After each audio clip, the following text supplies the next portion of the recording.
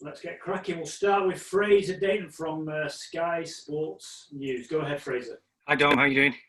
Good. How are you? Yeah, very well, thank you. First of all, just how quickly did the celebrations after the first test turn to concentration on the second, knowing full well that Pakistan would be really smarting from that result? Yeah, obviously, you know, when you win a test match like that in that fashion, it's nice to you know, sit down and recognise everyone's efforts. And but yeah, as you say, very quickly sort of turning around and discussing about the second test, and obviously the long drive down to Southampton, you know, getting the focus on for Thursday. So yeah, excited to get going. Obviously, we've had the news too that Ben Stokes is not going to be partaking in the rest of this series. Just how much are you going to miss him? Yeah, look, obviously he's a massive part of our team, and he's obviously, you know, one of the best players in the world. But you know, obviously family comes first, and you know, we'll be supporting him with everything that's going on. And yeah, look, we'll have to you know, we'll have to sort of make do in his absence, and people are gonna have to step up. And no, it's gonna be good. But yeah, we wish Ben all the best. Obviously, it's opened up the debate again, as usual, as to how to balance out the side now. What are your thoughts on the questions that the selectors now have in terms of who to bring in? It's a bit above my pay grade, I reckon, that one. But no, it's I don't know, to be honest. I think you know, obviously winning the last game was brilliant, and the team, the balance for that side was you know, the way that we had it for West Indies. So look, I'm not too sure. I'm just, you know, train hard and do my thing, and try and score as many runs as possible on Thursday. And just finally from me, you've all had a pretty good look now at the attacking lineup from Pakistan's bowlers. So just how talented are they, do you think? What sort of challenges are you facing now, do you think? No, they're very good attack. Obviously, you know, they've got a bit of everything in terms of, you know, they've got Abbas who's very accurate, and they've obviously got left arm angle, and the youngster who's got some pace and has bowled really well last week. So, and obviously they've got world-class spinner. So, you know, it's a very good attack. And but yeah, we've had a look, and obviously now it's a case of trying to adapt and prepare as well as possible for Thursday, and yeah, make sure that we're ready to go. Thanks, Tom. Will McPherson, please. Dom, you're just talking about their attack there, but how difficult are they to get used to as a test attack, given they've got so many different threats, or at least more different threats than, you know, you come up against some attacks and they've got 3 right arm seamers and offie, say, but this lot are quite different on there. How hard are they to get used to, and what sort of progress do you think you and Rory particularly made in getting used to them in the course of the first test? Yeah, look, like you said, it's different challenges the whole time, and I think especially on that wicket as well, I think it probably suited them pretty well. I think it was, you know, the conditions that they had in Manchester were probably the most you know, suitable to their attack that they might get over here. So it's going to be interesting to see what wicket we've got here in Southampton. But I think, you know, what me and Rory did in the first innings, I sort of definitely made a big effort to try and get further out to Abbas and try and negate his, you know, his main weapon of nipping the ball back into my pads. And but at the same time, you know, in the first innings, I've played against him a few times in county cricket and had success against him batting normally. So that was my thinking in the first innings. But on that wicket, I felt that in the second innings, I probably needed to get a bit further out. But yeah, I suppose we just got to try and adapt to this wicket here and see what their threat is like on that. Okay, Lawrence Booth. Hi, Dom. I'm just picking up on what you said there about sort of batting further out your crease in the second innings. I mean, in this sort of age of video analysis and so on, everyone can see what everyone else is doing. Is there a special over? Are you comfortable making that change sort of halfway through the game? Yeah, I was comfortable doing that. I think in county cricket, I've, you know, batted outside my crease certain bowlers and triggered forward. So yeah, I was comfortable, you know, having discussions with 4P and a few of the other batters to, you know, always discussing, you know, not just the Bass but the other bowlers, what threat that they pose and how best to deal with that. And I suppose that's, you know, the main thing that I'm sort of learning about Test cricket is that, you know, you've got to keep moving forward, trying to adapt, like you said, trying to stay one step ahead. And yeah, that comes from sort of, you know, chatting to other people and sort of trying to gain as much knowledge from them as possible. Okay, Mike Walters, please. Hi, Dom. Just going back to what Will was saying about the variety of Pakistan's attack. Is the biggest problem for batsmen not just their variety, but the quality, the sustained quality that comes with it? Yeah, definitely. They've obviously got a lot of variety, like you said, but it's all well and good having variety. But if you don't have the accuracy and the skill level there to back it up, then it's you can obviously try and pick them off. But they showed that they're a very impressive attack. Like you said, they got all the variety and the skills. So we'll have to be at our best in the next 2 Test matches to be able to cope with them, because we know that they are a very dangerous bowling attack. As opening batsman, Dom, you've built a reputation for being adhesive and for crease occupation and for being not throwing your wicket away, and good for you. When you're up against such a high quality attack, does that increase the premium on keeping the scoreboard moving as opposed to just crease occupation on its own? Yeah, look, I think I'm always, I think 10 Test matches I've played, I'm trying to learn and trying to improve as much as possible. And that's the thing that I probably need to do a little bit better, especially against spin, is try and rotate the strike as much as possible, be a bit more proactive. And I've been working really hard on that with a few of the guys, Thorpe and a few of the players, chatting to them. And it's just a case, for me, of trying to make sure that it's a fine balance, I suppose, because I want to be out there and spend as much and put such a high price on my wicket and do a good job for the team. But at the same time, I'm trying to find that balance between having the bravery to play the shots that I feel like I know that I have in the locker. But it's just a case of having the bravery and the confidence to do that in the Test arena when the scrutiny is high and you might get judged for how you get out and stuff like that. Thank you. Okay, Matt, quick info. Yeah, hi Dom. Just on facing spin, I think Yasir is the first leg spinner you've faced in your Test career so far. Could you sort of tell us a bit about the challenge that brings for you?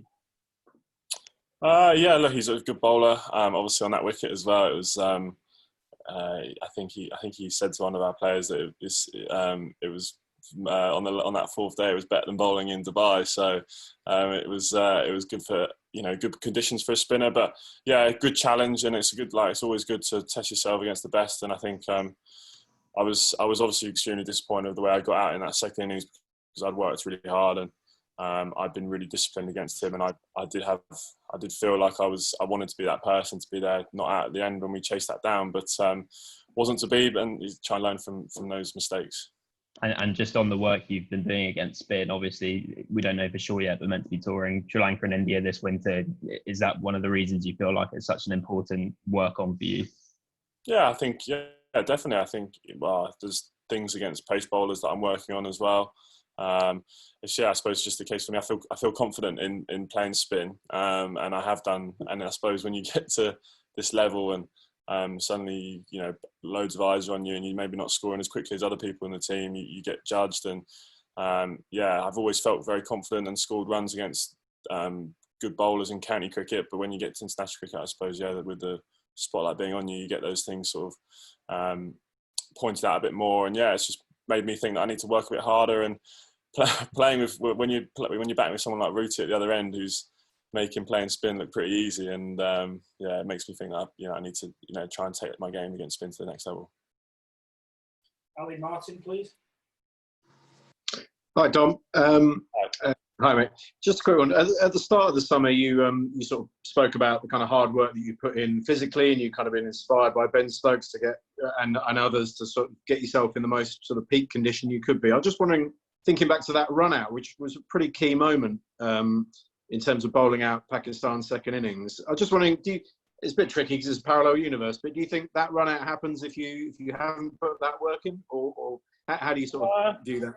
Do you know, I haven't thought about that, I suppose, but maybe not. Obviously, I think they went through a little period in that game where they were, I think it was Shah and Rizwan maybe, they were taking quick singles left, right and centre, and we felt in the ring, especially myself, I think it was me, Ollie Pope and Don Bess, and we were saying we needed to be like a lot tighter. And to make sure, because obviously for a bowler it's a bit of a nightmare if they keep rotating the strike and you've got plans for certain bowlers, and they were rotating and running quite well, although we did have chances to run them out. So it was something we had discussed, and for me it was more a case of anticipation and trying to make something happen, because I did feel like there was going to be a chance at some point, and obviously they're lucky to hit the sticks. But you must be enjoying moving more. Like, I'm not saying you were that cumbersome before. You get what I mean? It's kind of it must feel pretty great to pull off a run out like that. No, it was obviously, like you said, it was quite a key moment, and I'm feeling a little bit light on my feet, and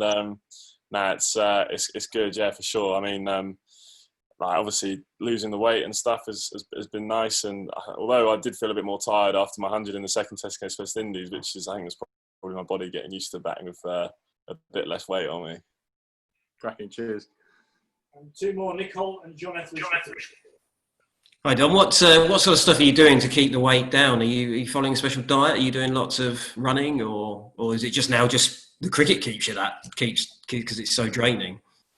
I don't know, mate. Cricket's one of those ones. I feel like for some people it's that's enough. For me, it's definitely not. So I've got to watch what I eat and make sure I get in the gym a little bit. But look, it's obviously with the bubble that we're in, there's not much else you can do. So I suppose for me, maybe the challenge will come when we're outside the bubble and there's other stuff going on, and to keep working hard on that side of my game. So it's definitely something that I don't want to let go. I want to keep improving that, and I think although I've done well so far, I've still got a lot more to do. So that's something that's in the back of my mind, is that although I've obviously done some hard work, it's probably only about halfway there. So you jogging after play? You going to the gym? Are you just a little bit? Yeah, like for example, if I get a low score, I'll try and go and get something done so that I don't sit around and have tea and biscuits all day watching the other boys get runs. So, it's just a case of trying to bet yourself every day, and I think that's the great thing about the environment that these guys have set here, is that there's always an example of someone who's working hard, and even if you have failed as a batter in the day, you can try and get something out of the rest of it. How are you sort of dealing with the scrutiny? You mentioned it earlier about you play. There's so many eyes on you at test level that you don't get in county cricket. Are you taking any advice from anyone? Has anybody said to you, giving you any tips on how to deal with that sort of seeing Sky dissect your technique and people write about it and all that sort of stuff? No, to be honest, I think look, it's one of those things that you've got to get used to quickly. And the only time when it surprised me was that when I got 100 and people were still maybe making comments, and that was a little bit of an eye opener, because I suppose you get 100 in county cricket, everyone just sings your praises. So.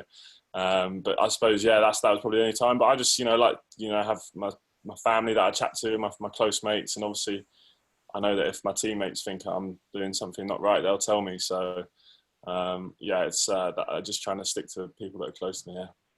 Cheers, thank you. John Etheridge, and then we'll finish with Jonathan Veal. You're 10 test matches in now. I mean, how do you think generally you're shaping up as a test match opening batsman? Yeah, look, I think if you'd said after 10 test matches you'd be averaging 40 and 2 test match hundreds, I'd be pleased. But at the same time, I do feel sitting here now that I've got a lot more to give.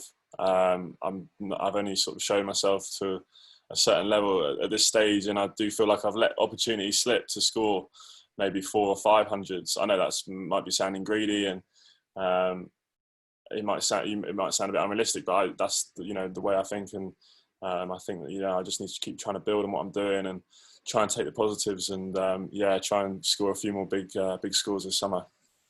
You've not felt out of your depth. You've not faced bowlers that you think, bloody hell, I'd never get a run against this bloke. So you're getting reasonably comfortable.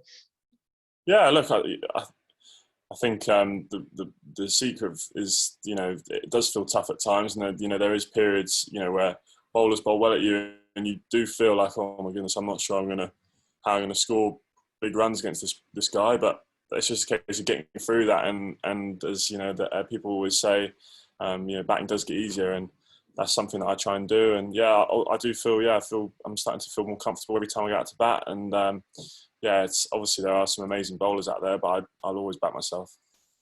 Just finally, Rory's 20 Test matches in now, I think. So, are you pretty confident that the two of you can establish a long-term opening partnership?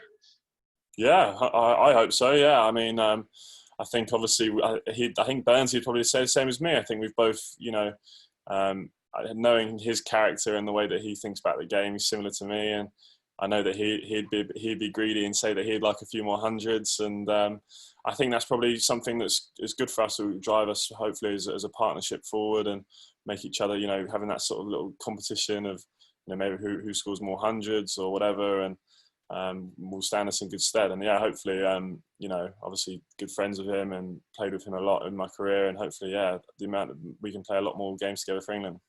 So realistically, there's no reason to think you can't be together in 2, 3, or even 5 years' time. I'd love that to be the case, but obviously, it's we need to keep scoring runs and keep putting 50 and 100 partnerships on the board, which sets the game up for the other guys coming in. And yeah, I think obviously it's shown that we've over the last few Test matches we've got some big first inning scores, and when we can do that as a team and we can accelerate through the middle order and then take 20 wickets, it's it's a pretty good template to win 5-day cricket. So hopefully we can just keep trying to contribute to the team's success. And Jonathan, to finish off, please.